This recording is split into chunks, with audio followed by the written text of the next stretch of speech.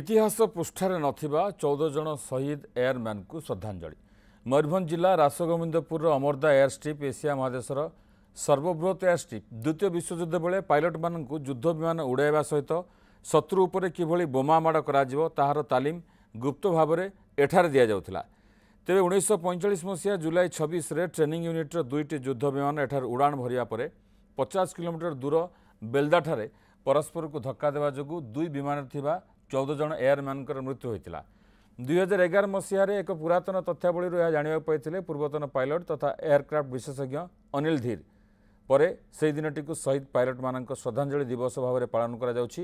आज अमरदा air strip ठारे अनेक स्थानीय बासिंदा बुद्धिजीवी समाजसेवी गहण इतिहासर से अजणा शहीद मान श्रद्धांजलि ज्ञापन कर अतीत को मन पकाई।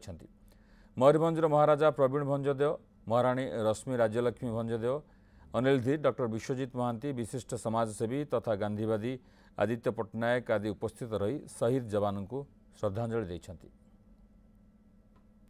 इठी हमर एमआरओ इजीली हे जिवो आ से एमआरओ जदी थरे जदी सैंक्शन हे गला तो एटलीस्ट 15 to 20,000 20,000 नुको एठी काम पाइबे।